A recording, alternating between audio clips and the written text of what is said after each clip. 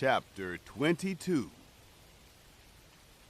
Balak summons Balaam. The children of Israel traveled and encamped in the plains of Moab, beyond the Jordan at Jericho. Balak, the son of Zippor, saw all that Israel had done to the Amorites. Moab was very afraid of the people, because they were many, and Moab was distressed because of the children of Israel. Moab said to the elders of Midian, "Now this multitude will lick up all that is around us, as the ox licks up the grass of the field." Balak, the son of Zippor, was king of Moab at that time. He sent messengers to Balaam, the son of Beor, to Pethor, which is by the river, to the land of the children of his people, to call him, saying, "Behold, there is a people who came out from Egypt. Behold, they cover the surface of the earth, and they are staying opposite me. Please, come now, therefore, curse me this people, for they are too mighty for me. Perhaps I shall prevail, that we may strike them, and that I may drive them out of the land. For I know that he whom you bless is blessed, and he whom you curse is cursed." The elders of Moab and the elders of Midian departed, with the reward of divination in their hand. And they came to Balaam, and spoke to him the words of Balak. He said to them, "Lodge here this night, and I will bring you word again, as Yahweh shall speak to me." The princes of Moab stayed with Balaam. God came to Balaam and said, "Who are these men with you?"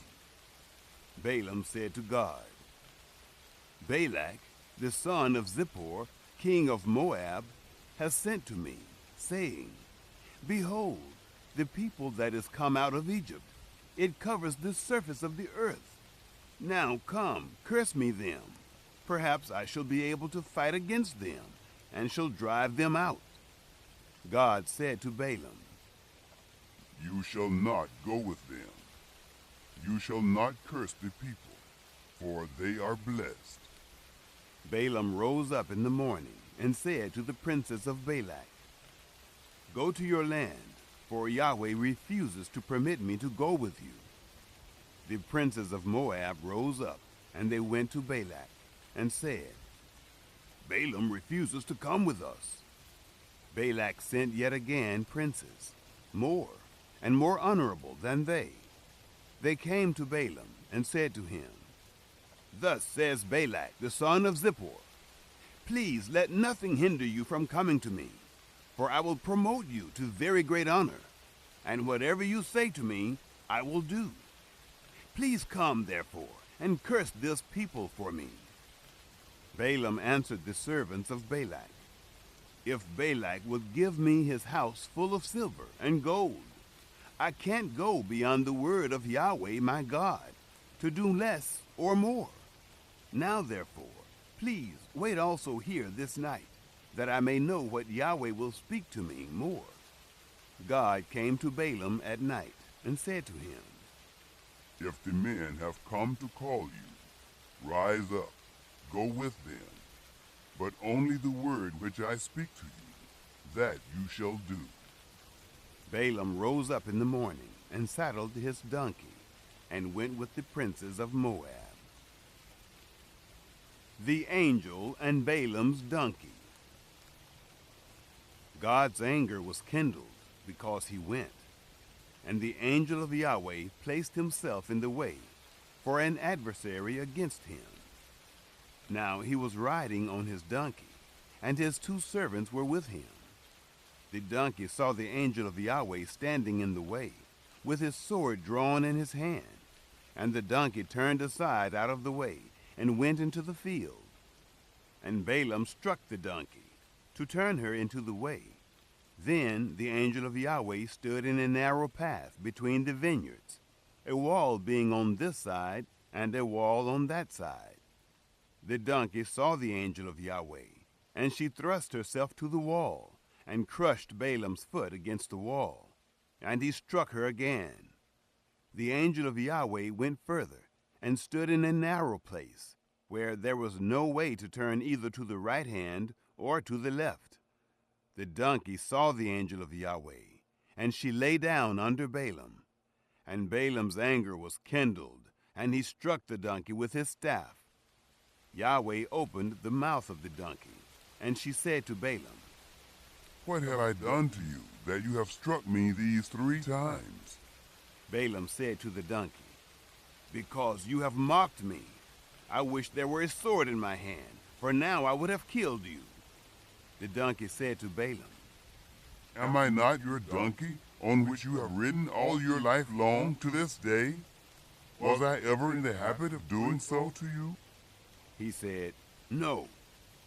Then Yahweh opened the eyes of Balaam, and he saw the angel of Yahweh standing in the way, with his sword drawn in his hand. And he bowed his head and fell on his face.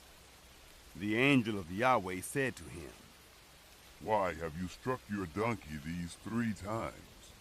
Behold, I have come forth as an adversary, because your way is perverse before me. And the donkey saw me, and turned aside before me these 3 times. Unless she had turned aside from me, surely now I would have killed you, and saved her alive." Balaam said to the angel of Yahweh, "I have sinned, for I didn't know that you stood in the way against me. Now therefore, if it displeases you, I will go back again."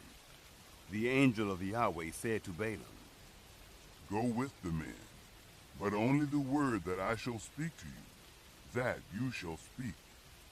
So Balaam went with the princes of Balak.